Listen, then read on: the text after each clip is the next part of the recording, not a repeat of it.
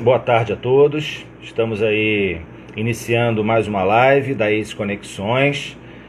Hoje vou receber o Rodrigo Cardoso, profissional de educação física, com experiência na área de reabilitação cardíaca. Tem a formação, está completando a formação em fisioterapia.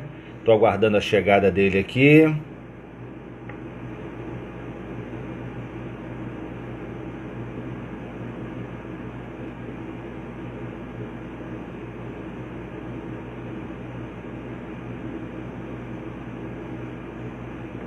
Estou aguardando a chegada do Rodrigo. Bom, vamos falar sobre a questão, a importância do tratamento respiratório, né, do treinamento respiratório na melhora do paciente pneumopata, e esse momento agora da Covid, né, a gente sabe que a doença acomete muito a parte respiratória. A gente vai conversar um pouquinho sobre essa importância, né?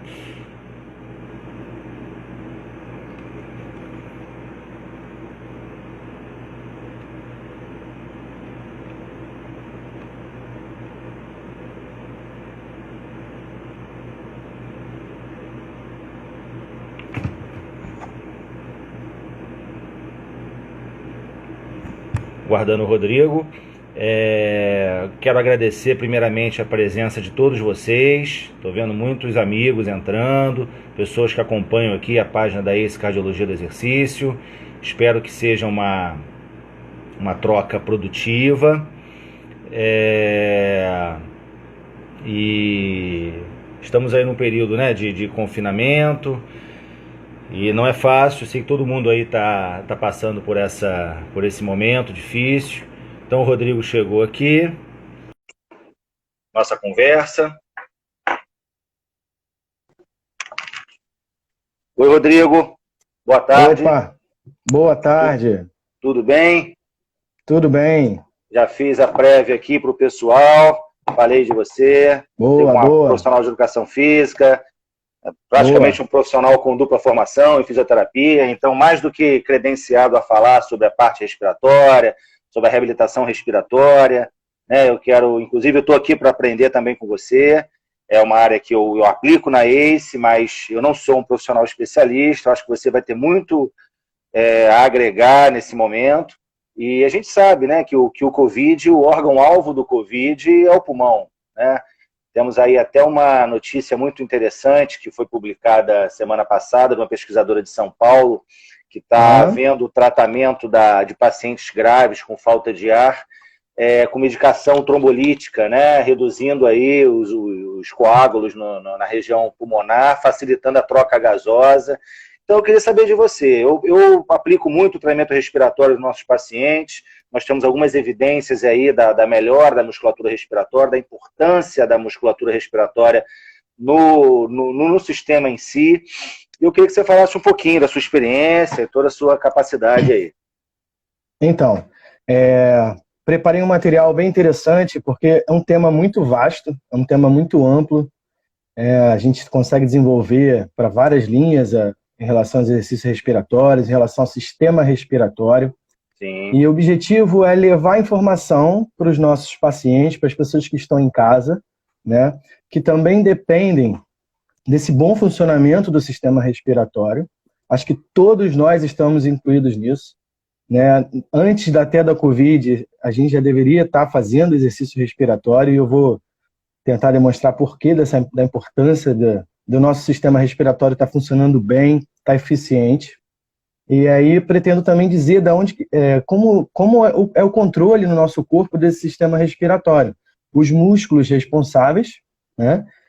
Como o nosso corpo controla essa respiração, e a gente também, através de exercícios, a gente consegue aumentar a eficiência dessa respiração, dos músculos principalmente, da nossa capacidade de mandar o ar para dentro dos pulmões, né? E também de botar esse ar para fora.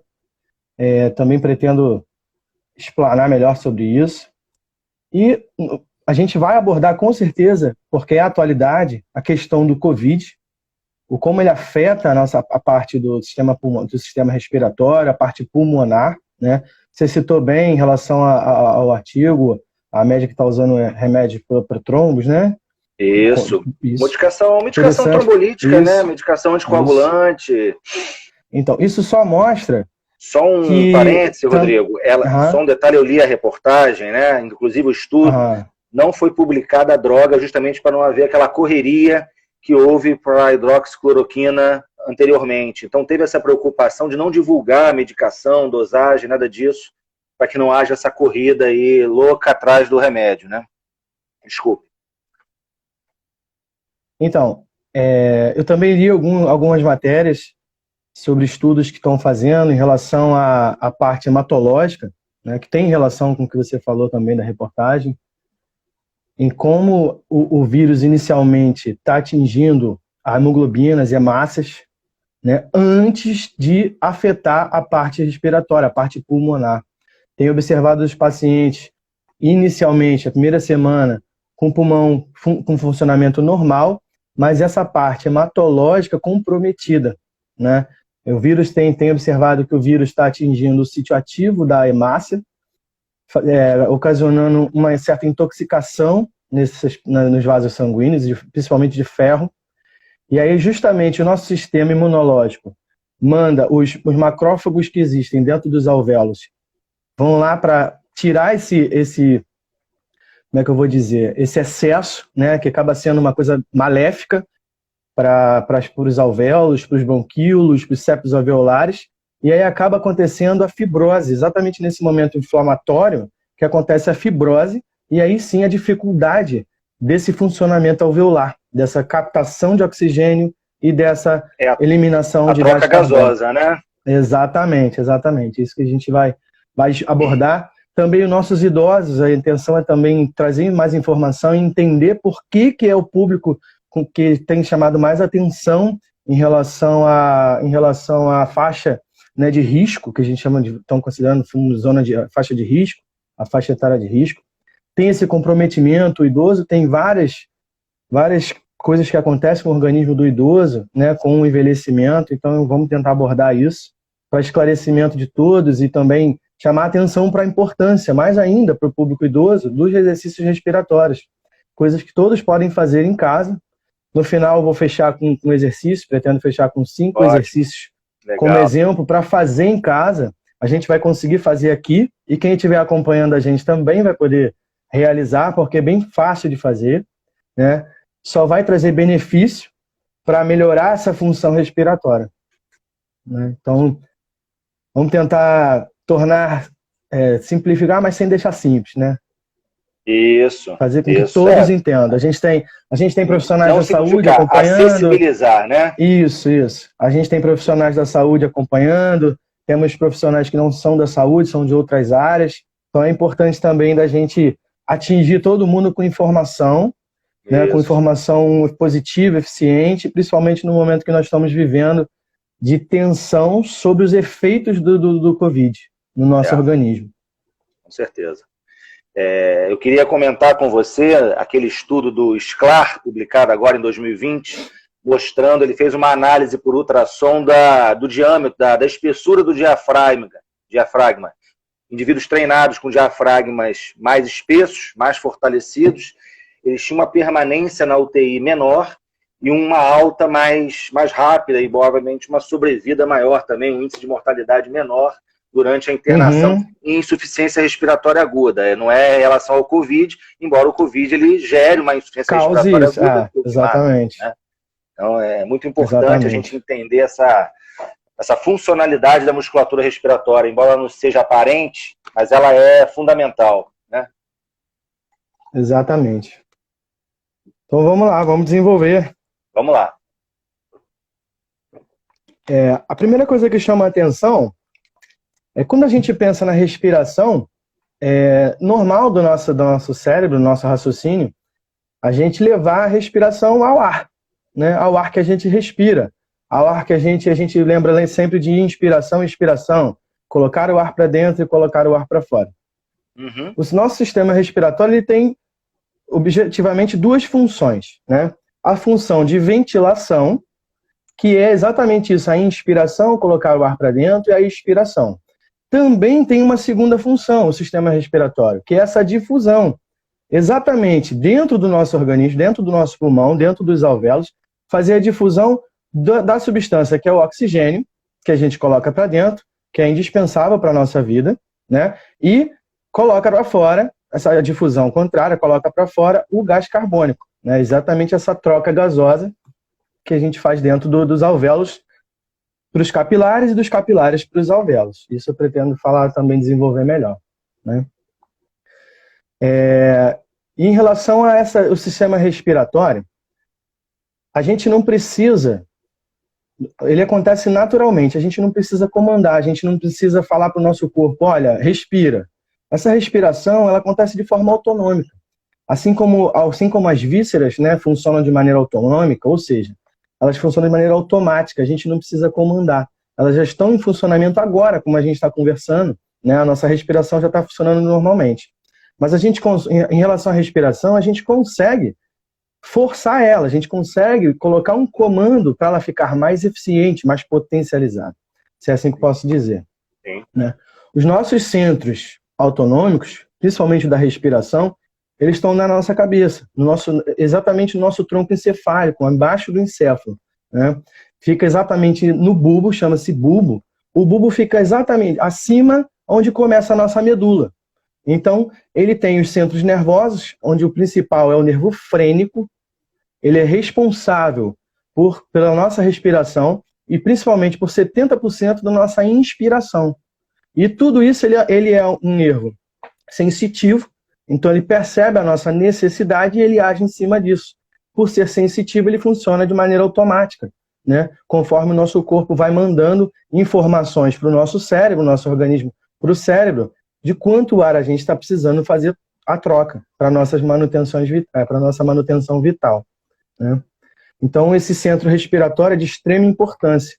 Uma coisa que é interessante, tem que estar sempre relacionado, a gente tem que sempre fazer o link para o Covid, né?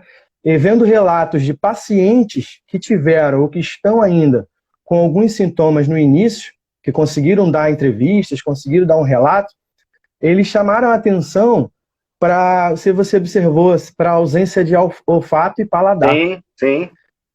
Isso chama atenção. Inclusive foi um sintoma que apareceu mais tardiamente, né? Foi identificado mais tardiamente. Então, responsável por essas áreas, a gente tem o sistema nervoso central, a gente tem os pares de nervos cranianos, principalmente o olfatório, que é o par de nervo 1, né? Então, dá para identificar aí que o Covid afeta o sistema nervoso central, né? Afeta o sistema nervoso central. Uma delas é o olfato. As pessoas relataram bastante a ausência de olfato. E como o controle da respiração também está no tronco encefálico, a gente tem que chamar atenção para isso também, né? Porque lá embaixo no pulmão já é a fase onde o nervo está mandando a informação, né? Sim. Mas tudo começa no cérebro, né? No nosso sistema nervoso. E aí, esse sistema nervoso manda as informações para acontecer essa inspiração e a expiração. Elas funcionam de maneira automática, como eu falei, né? A gente tem alguns músculos que são responsáveis por essa inspiração, essa captação de ar, né? Ele acontece de maneira automática, a gente não precisa mandar contrair. Vai lá, contrai para entrar o ar, ele já acontece.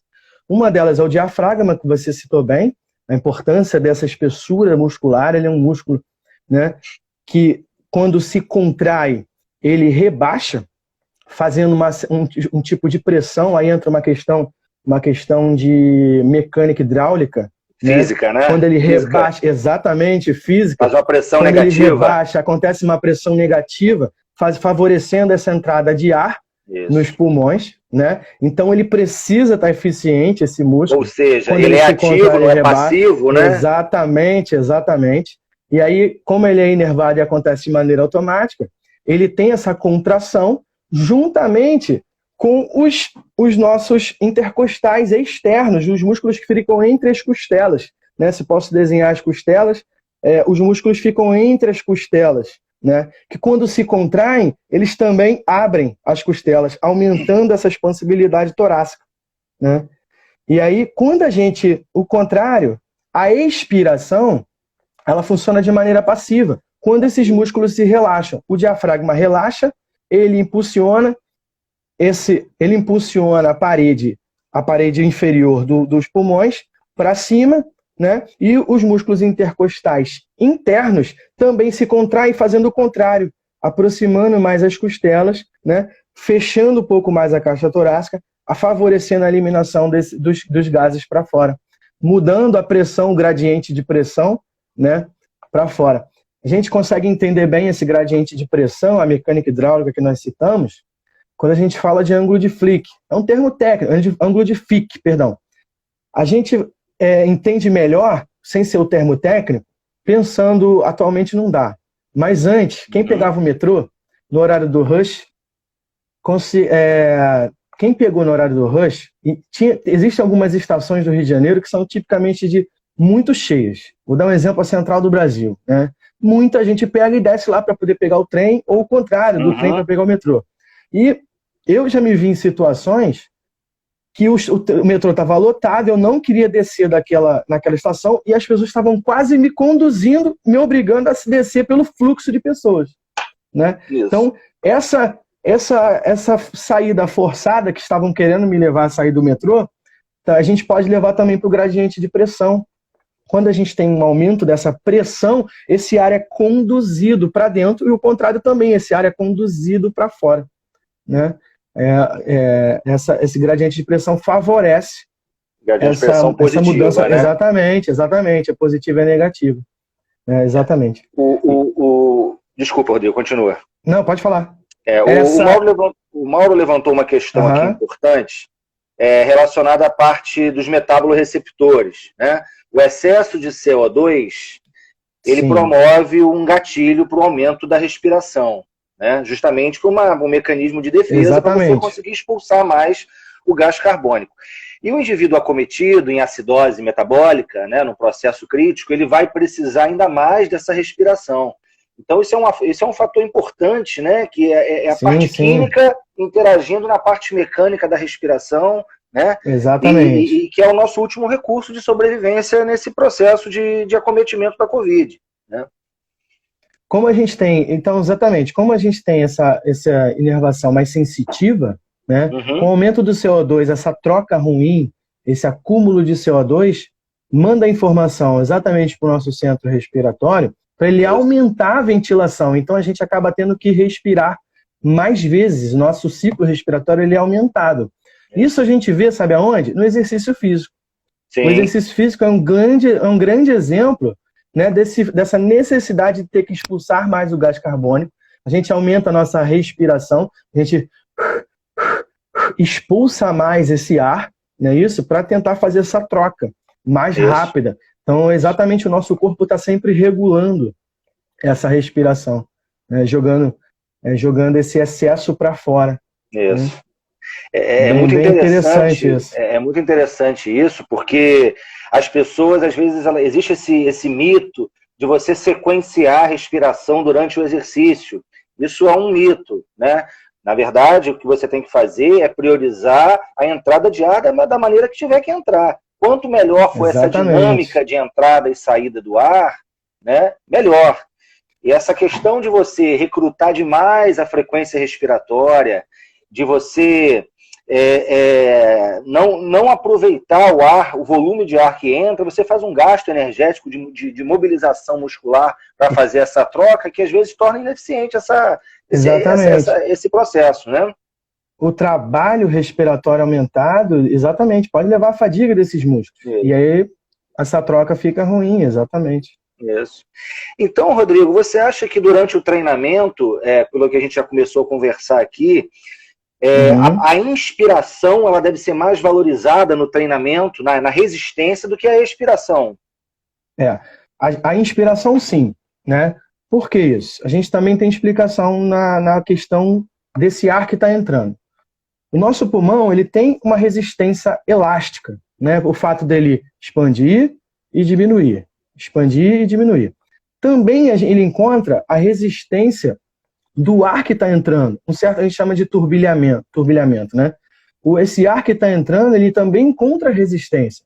É como se a gente estivesse assoprando num canudo e ele tem a resistência dentro desse canudo, né? Então, esse ar passa pela nossa boca, pela traqueia, pelos brônquios, pelos bronquíolos, septo alveolares, e tudo isso gera uma tensão resistiva também, né? Então, essa inspiração, ela também ela tem que se chamar, tem que ser levada em consideração, né? A fase expiratória, se não tiver nenhum comprometimento, nenhuma obstrução, ela acaba acontecendo de maneira mais fácil, né? Ela é passiva, salvo quem né? tem comprometimento, salvo quem tem algum comprometimento Sim. de obstrução ou restrição. Mas a inspiração a gente pode sim chamar mais a atenção para ela, para essa captação ser melhor. Exatamente. Acontece muito em quem a gente... Eu ouço algumas pessoas falando assim, eu não consigo respirar de maneira demorada, né? A minha respiração é curta, coisa que a gente vai falar à frente também dos nossos idosos, que tem a respiração mais curta. A pessoa respira e já não consegue colocar muito ar para dentro. Exatamente esse turbilhamento de ar, né? Turbilhonamento, a palavra certa, de ar, a gente não consegue absorver muita coisa, a gente não consegue fazer a expansão, exatamente por esse fluxo resistiu, né? Então, isso é treinável com exercícios, assim como os outros músculos, outros sistemas nossos, isso é treinável para que você consiga ter um fluxo, um volume linear de entrada de ar, né? Então, aumentar o volume corrente é uma questão treinável. A capacidade pulmonar total, ela não vai ser, você não muda, né? A capacidade, a gente chama de capacidade vital, né? O quanto você consegue, é o que você inspirar, usa, né? E quanto você total, consegue menos expirar. Espaço morto, né? Exatamente. Quanto você consegue expirar. Também existe a capacidade inspiratória forçada, o volume que você consegue colocar a mais para dentro e o volume que você consegue expulsar depois, né? Também tem essa... Isso a gente consegue mudar, aumentar. Entendi. Então, a nossa capacidade... a gente consegue aumentar o nosso espaço morto respiratório? O espaço morto já é uma outra coisa. Ele varia sim, o espaço morto varia sim. Por exemplo, um exemplo de uma pessoa com um efizema, ela tem um espaço morto aumentado até. Né? Ela fica com o ar retido dentro dos alvéolos. Então ela acaba tendo um volume maior. O espaço morto já é uma outra situação. A gente está falando de espaço residual, de repente. Né? Você acha que o espaço morto Não, é porque tem diferença do espaço morto. O espaço morto é onde ocorre ventilação, mas não ocorre difusão. É uma outra coisa. Entendi. Tá. Tem ventilação, mas não tem difusão. Tá. É uma outra coisa o espaço morto. Entendi. A gente está falando de volume residual. Tá. É o que fica dentro. Tá, entendeu? É o que fica dentro. Mas então a gente consegue aumentar a nossa capacidade funcional pela inspiração e expiração forçada. Você consegue. Consegue. Entendi. Até porque a parte externa, a parte muscular, ela estando mais treinada, a gente consegue mais expansibilidade torácica e consegue também mais eficiência depois que os gases entram também. Quando a gente promove isso, a gente não promove só essa troca de ar. A gente favorece a esse alvéolo, a esse ar se espalhar melhor, né, dentro dos nossos pulmões. E não só isso. Esse alvéolo, aproveitando a capacidade elástica dele de abrir e de fechar, ele fica mais próximo do capilar. Quanto mais expandido a função dele, mais próximo do capilar, mais ele consegue membrana de perfusão, de difusão. A área de contato, né? Então a área de troca aumenta, exatamente, com a eficiência elástica desse alvéolo, né? Não é só a troca, a gente também precisa desse contato na membrana para ter uma boa troca. Superfície de contato. Então exatamente. Aí volta a física novamente. Superfície de contato, exatamente. E os exercícios respiratórios, Rodrigo, ele pode ser feito de várias formas, né? Desde com o próprio peso do segmento, existem equipamentos hoje que você consegue treinar, inclusive para performance, né? Você pode falar um pouco sobre esse treinamento respiratório de maior intensidade para atletas? Você tem alguma coisa assim dizendo a melhora disso?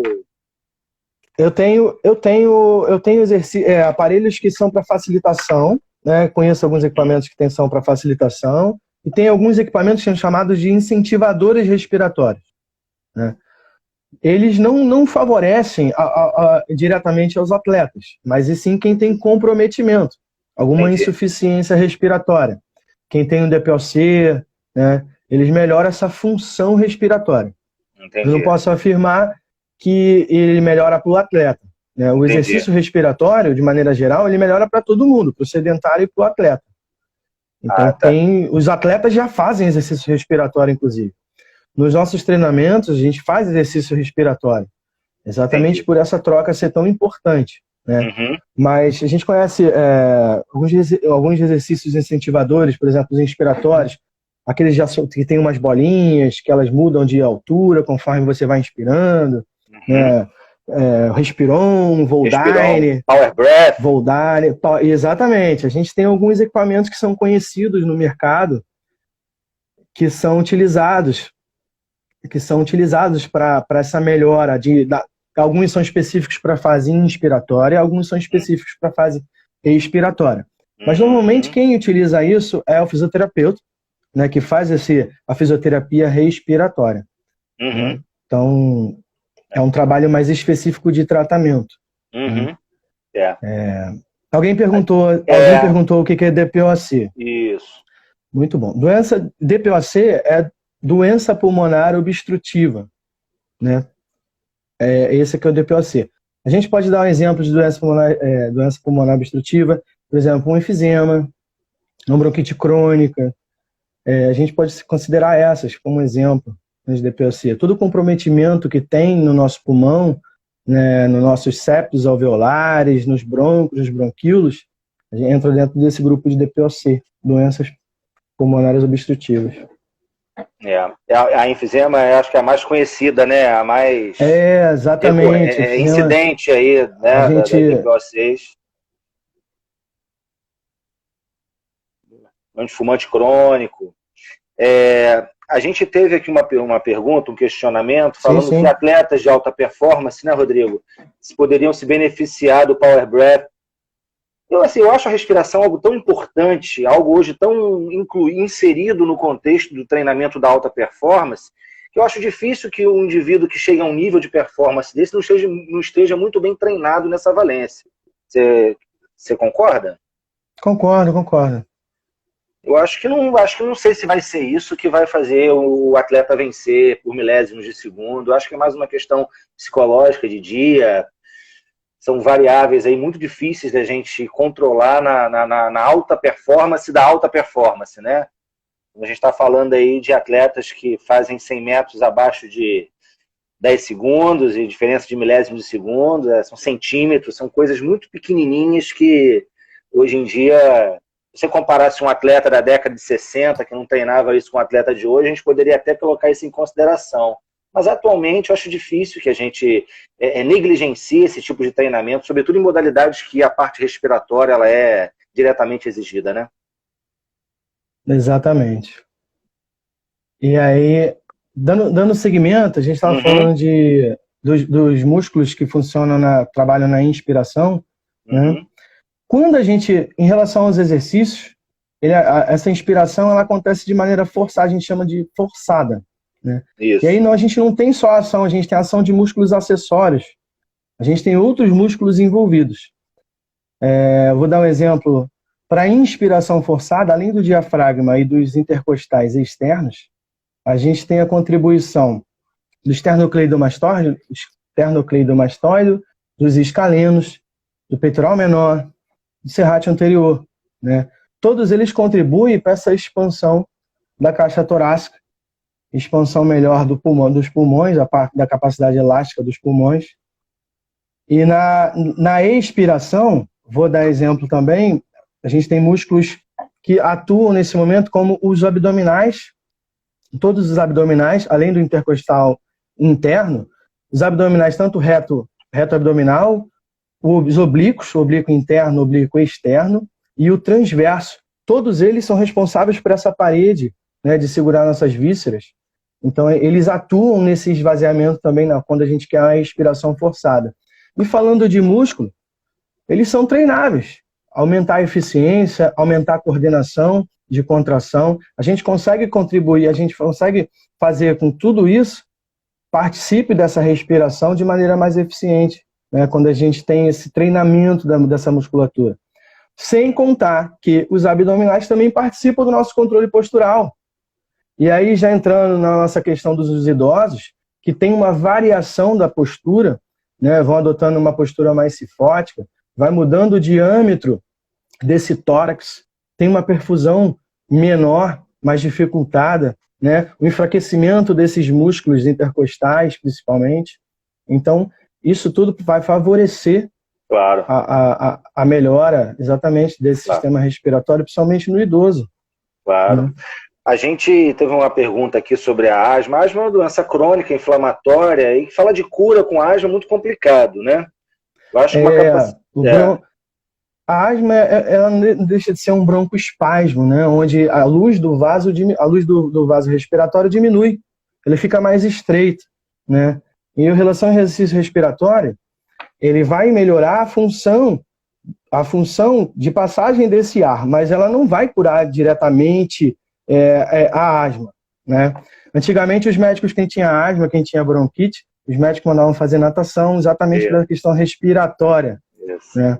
Ela tem contribuição, mas também está ligada ao nosso sistema autonômico, que nós falamos no início, em relação a simpático e parasimpático, broncoconstrição, broncodilatação, está relacionada a isso, e não diretamente a esse trabalho respiratório, vai evitar que tenha. Né? Diretamente. Agora, podemos afirmar isso. É aquela questão de natação ser bom para quem tem problema respiratório. Tem muita crença envolvida nisso, né? Qualquer atividade física é importante para quem tem problema respiratório. Exatamente. A gente chegou a falar que dá para fazer os exercícios bons, eficientes, com peso do próprio corpo, sentado na cadeira que nem a gente está agora. Né? Ao acordar, ao levantar da cama, na própria cama nem é tão interessante, mas de pé, sentado. Isso. A gente consegue fazer. Eu acredito, não tenho nada provado, sei, mas talvez a água ofereça uma resistência interessante nesse processo do exercício da natação. O diferente da água para os outros. Aí a gente já tem pressão hidrostática também. Né? Também pressão hidrostática, tudo isso facilita o exercício, aumenta a resistência da dinâmica respiratória, né? Tivemos aí uma pergunta, Rodrigo, que pulou, voltando àquela questão do ritmo respiratório. A gente já sabe que o ritmo respiratório não é algo interveniente assim na performance do exercício, né? Você tem que ter uma dinâmica respiratória suficiente para a sua condição. Não é isso? Conforme você vai treinando, exatamente, conforme você vai treinando, e como ele está dentro do sistema autonômico, você não consegue definir um ritmo respiratório. Ele vai acompanhando as suas adaptações. Isso, né? Suas necessidades, né? Exatamente. Se a tua necessidade é uma captação maior, esse ritmo vai ser maior. Né? Não dá para ser o contrário. A gente Você não comanda. Eu quero que entre daqui a 5 minutos, eu quero que entre mais ar, eu quero ter uma resposta respiratória melhor. Você não controla isso. Isso. Claro. E a gente acha que hoje, voltando à questão do Covid-19, a gente tem algumas coisas aí, né? A primeira foi a questão da lavagem das mãos e da lavagem das mãos, né? Depois a questão do distanciamento social, do isolamento, tem tomando cada vez mais força.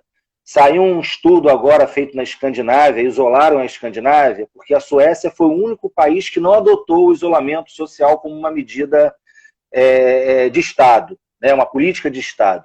A Finlândia, a Noruega, embora a Finlândia não faça parte da Escandinávia, mas está dentro do estudo. A Noruega, a Dinamarca, todos adotaram uma medida de restrição de Estado no isolamento social, menos a Suécia. E o número de casos da Suécia, mortes e contaminação, é estupidamente mais alto. Então isso faz com que se evidencie cada vez mais a importância do isolamento, né? E agora a gente está discutindo algo muito importante, que poucas pessoas sabem, que é a questão da importância do treinamento respiratório, tão quanto é o exercício físico, né? Eu acho que é importante a gente deixar isso, porque muita gente que está assistindo a nossa live agora não são especialistas, não são da área, né? Então, assim, além de fazer exercício, a parte respiratória, principalmente para quem tem algum acometimento prévio, quem tem mais idade, é fundamental ser mobilizada, né? Exatamente. Agora vai ser de vital importância mobilizar o sistema respiratório. deixar mais eficiente isso. Isso. Então, assim, acho que... Oi, desculpa, fala. Perguntaram se a capacidade informacional de ritmo é importante. Passou aqui. A gente treina, o ritmo é importante sim, de maneira geral. E como eu falei, como a gente não controla o ritmo que a gente quer, ele é treinável. O ritmo é a primeira capacidade que a gente recebe, né? Desde quando a gente é um feto, desde do ventre da mãe, a gente já tem o ritmo do coração da mãe. É a primeira coisa que a gente aprende como informação, né? Então, a gente acaba perdendo isso ao longo esse ritmo, mas ele é importante em relação a muitas coisas. O ritmo é importante sim, me perguntaram agora aí. Mas eu concordo que o ritmo é importante e ele pode ser aplicado sim na respiração, né? Mas se a gente pensar na respiração, ele não é controlável. Mas ele pode ser treinável. Sim, pode ser treinável. A gente só não controla durante a atividade física. Mas ele é importante o ritmo ser treinado sim. E existe alguma dinâmica, alguma metodologia para isso, Rodrigo? Porque realmente para mim isso é um tema novo. Esse treino do ritmo respiratório, isso é uma coisa nova para mim. Eu sei que você treina as capacidades respiratórias. Não o ritmo respiratório, mas o ritmo. São capacidades informacionais que a gente tem, né? O ritmo, ele é o primeiro, né? Quando a gente tem um ritmo melhor, a gente tem uma coordenação melhor, a gente tem outras funções melhoradas. Entendi. E é sempre importante falar que... Desculpa, fala, Rodrigo. Não, pode falar. A gente estimular o volume respiratório ao invés da frequência, né? Porque as pessoas, às vezes, já adotam aquela respiração do cachorrinho, né? O cachorro tem pouca capacidade, pouco volume, volume pulmonar, então ele acaba tendo que compensar pelo maior número de frequência. Então é importante que a gente estimule durante o exercício também o volume respiratório, não só como uma medida de relaxamento, né? Quando a gente respira fundo, a gente consegue ter um relaxamento, ter um bem-estar. E o exercício também é importante a gente tentar estimular o volume respiratório, né? Isso exatamente. Exatamente. Essa respiração do cachorrinho está ligado ao que o Dr. Mauro falou no início, em relação à eliminação de CO2, essa necessidade de fazer a troca gasosa, acaba acontecendo essa respiração rápida. Né? Por isso. Tem uma pergunta muito interessante sobre a apneia. A apneia ela é fundamental em vários tipos de esporte, né, Rodrigo? Desde os big riders, os surfistas de ondas gigantes, mergulhadores, né? Então, por favor, aí, dê a sua... A gente tem duas situações em apneia. Né? A gente tem um esporte que utiliza da apneia, e aí o esporte não tem muita relação, né, direta com a questão de prática, se isso é benéfico para a saúde ou não. O esporte é uma outra situação. Ele tem particularidades do esporte que utiliza a apneia, o tempo de apneia, ele tem várias particularidades específicas. Não significa que seja maléfico ou benéfico, tá? Ele é do esporte, assim como tem outros que utilizam a gente chama de adaptação funcional do organismo. O organismo se adapta para aquela modalidade, para aquele esforço que a pessoa vai fazer. Em relação à apneia, a gente tem chamados de... Quando você realiza... A gente estava falando agora há pouco de gradiente, de concentração, difusão, né? Quando você utiliza... E a gente falou também de... Eu falei de... obstrução, não. Eu falei de resistência do ar entrando. Quando você causa apneia, por exemplo, no exercício respiratório, você não é uma apneia, você tem uma pausa na respiração, você acaba deixando essa pressão igualada a zero quando você faz a pausa. Né? Você fica só com a resistência elástica do próprio pulmão, mas a resistência do ar, né, você não tem. Essa pressão, então, fica a zero. E aí, uma coisa vezes zero é zero. Qualquer número vezes zero é zero. Então, não tem diferença do gradiente. De pressão. Então, gradiente de pressão, existe, né? Exatamente, gradiente de pressão. Até um dos exercícios que estão na pauta para a gente fazer, exatamente, ele tem uma pausa. A gente vai fazer uma inspiração, uma pausa, que a gente vai igualar essa pressão a zero, para conseguir fazer mais inspiração, igualar, pausar de novo e fazer mais inspiração, exatamente para melhorar essa capacidade inspiratória, né? O contrário também, expirar, pausar, né? A gente chama de respiração em tempos. É uma das técnicas para respiração pulmonar. Ah, que ótimo. Acho que o pessoal está gostando, nossa live está com bastante agora, gente, né, Rodrigo? Nossa live está com bastante gente, o pessoal está muito interessado aí na parte respiratória. Então, é um tema muito amplo, tem muita gente com muita informação, assim, a gente tem nomes assim que já trabalham com respiração. Estou vendo bastante gente aqui com perguntas muito interessantes, muito legal. É um tema muito amplo, que acho que todo mundo pode contribuir, né, seja com perguntas ou com outras lives, levando informação aos nossos alunos, aos nossos pacientes, nossos familiares, porque tudo a gente tem obrigação como profissionais de saúde, a gente tem obrigação de contribuir para a melhora da vida de cada um, né? A gente escolheu essa profissão porque a gente quer ajudar o próximo.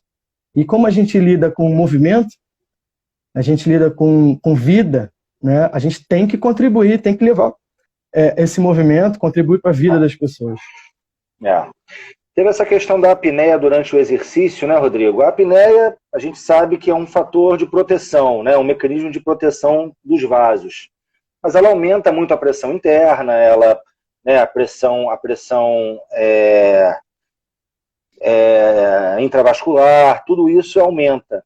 Mas eu não sei se tem uma relação positiva com a parte respiratória, essa valsalva durante o treinamento. A valsalva é um bloqueio, né? Isso. Mas o que eu citei foram pausas na respiração durante um fluxo. Então, essa pausa que eu considerei como não a apneia em si, o bloqueio total da respiração. Não é uma pausa. Exatamente, é só uma pausa. Né? Essa pausa é benéfica, quando a gente iguala a pressão a zero, interna, Entendi. Como a gente estava falando antes de gradiente de pressão. Né? Entendi. Não, acho que esse aí é ótimo. Então, teve uma pergunta aqui da Gilene Pessoa, não peguei. Era a questão da valsalva. Dizendo que se era útil em cardiopatas, idosos. Não. Valsalva a gente sabe que não é interessante. Exatamente esse aumento de pressão interna não é interessante para esse público. Né? Mas o que eu falei foi em relação a pausas durante o ciclo inspiratório. Pausas, são pequenas pausas. Isso a gente vai conseguir, quem puder participar com a gente na prática, vai entender o que é essa pausa. Né? Isso, é muito importante. Só não vou adiantar para a gente. Né? Exatamente. E mais ou menos, quanto tempo dura essa sessão de exercício, Rodrigo? O pessoal faz em casa, mais ou menos? Olha, essa sessão de exercícios dura menos de 10 minutos. A gente vai tentar fazer 10 repetições, um pouco menos de cada um. As pessoas podem repetir o ciclo 2 vezes, podem repetir até 3 vezes, não tem um limite, né? Mas eu escolhi 5 exercícios e todo mundo vai poder realizar ele de 2 a 3 vezes, 10 repetições, não tem uma marca muito fixa, porque a gente pode fazer 9, pode fazer 8, o outro vai se sentir melhor fazendo 7, o outro vai sentir melhor fazendo 11 ciclos respiratórios. Tá. Então, assim, a gente já está encaminhando para os 10, 15 minutos finais. Acho que a gente podia começar, Rodrigo, depois a gente dá deixa aberto. A gente deixa o contato, quem quiser, tiver mais dúvida, até para contribuir para a nossa live, né, porque a gente começou a puxar os assuntos para que todos pudessem, cada um colocar um pouquinho de informação para contribuir. Estamos abertos aí a continuar estudando, que esse é o propósito também. A gente tem essa necessidade de continuar estudando, continuar crescendo e contribuindo assim para os nossos alunos, nossos pacientes. Né? É isso aí. Então vamos começar. Eu vou mandar o artigo do SCLAR para a professora Girlene, que pediu aqui. Mas antes disso, vamos fazer um pouco dessa prática, que vai ser muito bem-vinda aqui, Rodrigo. E depois a gente finaliza a nossa modesta parte, ótima live. Beleza. Então vamos lá. 5 exercícios que eu preparei, Recentemente, desde o início do nosso confinamento, da nossa quarentena, tem saído bastante matérias nos jornais, isso é bem interessante eu falar. Matérias em jornais, online, principalmente. Também a gente não está com muito acesso ao jornal físico. Mas tem muita informação sobre exercícios respiratórios que as pessoas podem fazer, né? Até li algumas matérias sobre isso, e todos falam um consenso dos exercícios respiratórios, sobre a importância deles, né? Então, o primeiro que a gente vai fazer então, vamos procurar sentar de maneira confortável, deixando os ombros livres, né? Não sei se todo mundo consegue me ver, deixando os ombros livres. A cervical bem encaixada, para que você tenha as articulações bem encaixadas e aí aconteça essa expansibilidade torácica. Então, o primeiro exercício a gente vai tentar fazer 10 vezes de maneira natural, com a intenção de cada um perceba em como está a sua respiração. Então, a gente vai fazer uma inspiração profunda, tentando fazer essa inspiração máxima,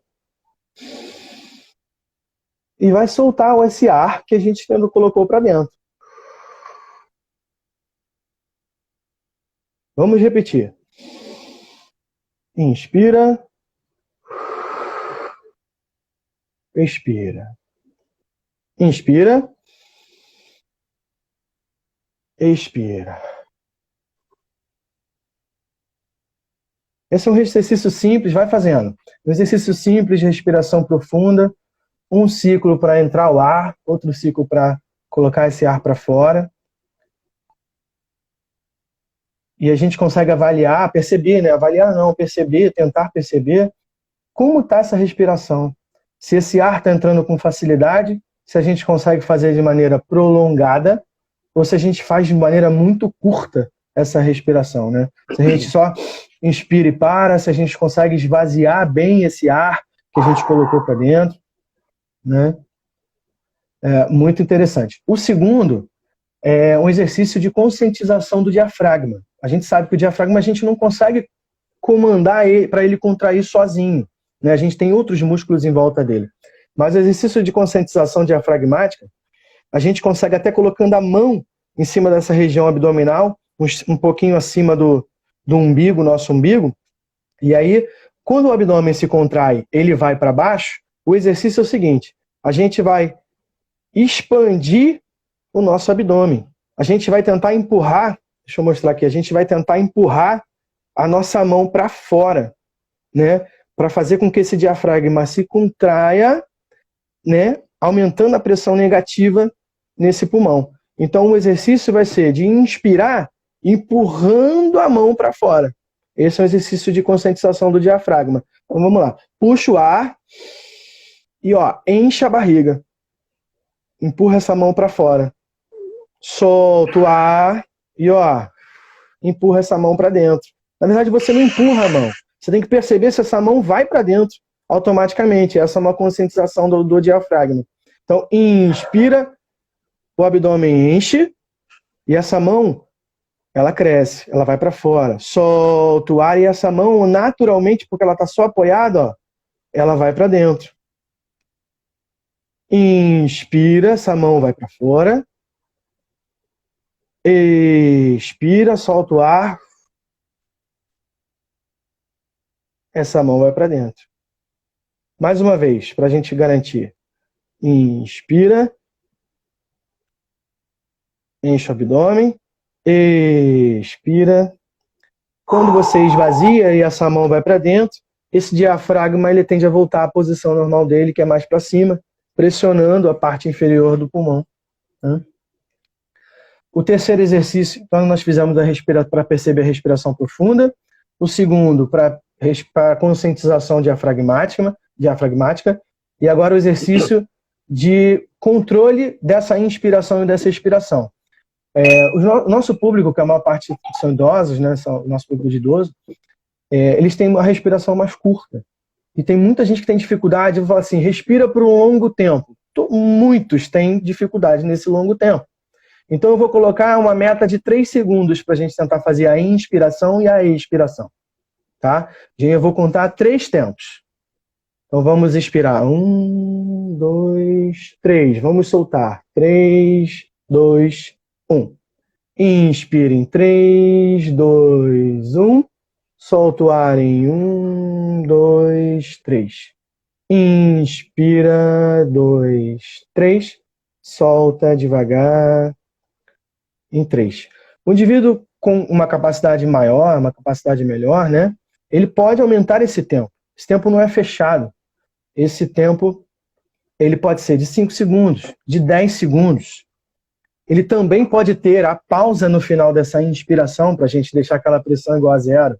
É só uma pausa. Então, eu vou dar um exemplo, né? Eu inspiro, 1, 2, 3, pauso. Expiro, 3, 2, 1, pausa. Inspiro, 1, 2, 3, pausa. Expiro, né? Essa respiração, ela pode ter essa pausa no final, como eu citei no meio da nossa live, né? Você segura um pouco desse ar e depois expira. Você segura um pouquinho, depois inspira, coloca esse ar para dentro. Tudo isso são técnicas para você melhorar essa troca gasosa, essa tua capacidade de captar esse ar e de colocar o ar para fora também, né? A outra técnica é chamada inspiração em tempos. Aí agora vai entrar a pausa no meio da nossa inspiração. A gente vai, eu vou só explicar no início, a gente vai inspirar, pausar e inspirar. Nós vamos fazer isso 3 vezes. Vamos lá. Inspira, pausa. Inspira, pausa. Inspira, pausa. Expira, solta o ar. Pausa. Solta o ar, pausa. Solta o ar, pausa. Vamos fazer isso só na inspiração e soltar o ar para você ver como é diferente. Inspira em 3 tempos. Inspira, pausa. Inspira, pausa. Inspira, pausa. Solta esse ar. Dessa maneira, em tempos, você consegue prolongar o período de inspiração e de expiração, dependendo da fase que você estiver valorizando. O último exemplo que eu dei, a gente valorizou a inspiração, né? Você prolonga, você aumenta o tempo de inspiração, você aumenta a ingesta desse ar, né? A entrada desse ar, ingesta desse ar não, a entrada desse ar, né? O quinto e último exercício, a gente vai utilizar as costelas, né, para essa movimentação torácica. Então você pode segurar, pode ser com os braços livres, os braços estendidos à frente, pode ser segurando uma garrafa, pode ser segurando um bastão, né? Pode ser com as mãos livres também. Você vai movimentar o braço junto com essa respiração. Então, ao inspirar, você vai elevar os braços para o teto. Ao soltar o ar, expirar, você vai voltar os braços para baixo. Inspira, eleva os braços. Expira, eleva, desce os braços. Inspira, eleva os braços. Expira, eleva os braços. A última, vamos lá. Inspira. Expira. Pode relaxar. Recentemente, Roberto, eu recebi um vídeo em vários grupos de WhatsApp. Eu não sei se muita gente vai confirmar. Um peixinho verdinho, um peixinho amarelinho, alguma coisa assim, no fundo do mar, que era um incentivo para as crianças também realizarem exercício respiratório. Esse peixinho ficava embaixo, né, perto da base do mar, e aí ele subia com a boquinha aberta, inspirando, fazia uma pausa no alto da tela, e ele descia soltando o ar, né? Então, algumas pessoas até deram o apelido desse nome do exercício do peixinho, exercício respiratório de exercício do peixinho, né? Muito, muito legal, que as crianças também podem fazer exercício respiratório. Você vê que quão é importante o exercício respiratório, que ele já está sendo aplicado por uma população que teoricamente não precisaria, né? A gente pensa que exercício respiratório é para pneumopata, é para idoso, é para atleta com necessidades na sua prática, mas não. o exercício respiratório ele é um componente fundamental Ele é uma ferramenta que tem que ser utilizada, a gente tem que tomar posse, todo mundo tem que tomar posse do exercício respiratório como uma ferramenta como prática saudável, né? Como exercício para a vida, para a manutenção da vida.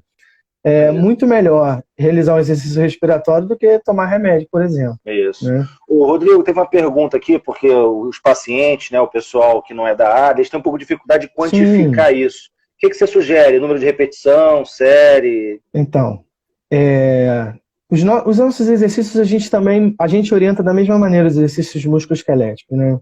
Tá. A gente orienta realizar 2 vezes 10 repetições. O respiratório a gente também pode abordar como isso. Não é uma regra, né? Cada indivíduo vai ter uma sensação diferente com a execução. Eu posso começar, quem não faz exercício nenhum, quem está sedentário, pode começar experimentando com uma única série. Uma única série de 5 repetições. No dia seguinte, sentiu bem, aumenta para 6. No final de semana, aumenta para 10, para 12. Depois vou experimentar 2 séries. Né? A gente precisa aumentar esse volume, porque a pessoa vai ficar mais treinada, ela vai se adaptar a esse estímulo inicial. Então é interessante estar sempre buscando um aumento desse volume. Mas a pessoa pode começar com uma série de 5 repetições, pode evoluir para uma série de 8 repetições, pode crescer e parar em 10 repetições. Né? Depois aumentar de uma série para 2 séries e depois até para 3 séries. Isso não é problema nenhum. O importante é os exercícios respiratórios podem ser feitos todos os dias. Todos os dias a gente respira, todos os dias a gente precisa chamar atenção para o nosso sistema respiratório e a importância deles para a nossa vida. Bom, eu quero primeiro, Rodrigo, te agradecer aí pela sua brilhante apresentação, né? Me esclareceu muita coisa também, embora eu seja um profissional da área, eu não sou um especialista na parte respiratória, você realmente engrandeceu bastante essa live aí com o seu conhecimento, né? A interação com o público foi ótima, acho que todo mundo que participou, desde o profissional especialista até o público que frequenta a clínica, que faz exercício, que acompanha a nossa página, gostou. Então, assim, quero mais uma vez te agradecer e enfatizar que esse momento é um momento muito importante para a gente ajudar a difundir o conhecimento para a prática, né? Então, obrigado pela sua participação. Se você quiser fazer as suas últimas considerações, que o nosso tempo está encerrando. Está encerrando. Não, eu quero agradecer pela oportunidade da gente poder abordar esse conteúdo, né, de poder chamar a atenção sobre o que foi abordado. Agradecer pela interação de todo mundo, agradecer pelo conteúdo que alguns trouxeram com as perguntas. Né? Foi muito, muito interessante e que possa ser um incentivo para mais pessoas, mais profissionais da saúde, mais profissionais do movimento, principalmente, né, que possam levar cada vez mais conhecimento às pessoas que não têm ainda. Né? Não conhecem, não sabem da importância, não sabem da importância de se manter ativo, de se manter em movimento. Isso é muito importante. É isso aí. Então é isso. Quem continuar com as dúvidas, mande recado para a nossa página aqui no Instagram, entre em contato conosco, com o profissional Rodrigo também, que está à disposição. Tá bom? Então eu agradeço a todos vocês. Mais uma vez, Rodrigo, obrigado. A gente se encontra aí mais tarde. E vamos em frente. Um grande abraço a todos. Um abraço que mantenham a todos. Aí a sua rotina, pessoal, de exercícios e fiquem em casa. É isso aí, fiquem em casa. Muito cuidado. Tchau, tchau. Valeu.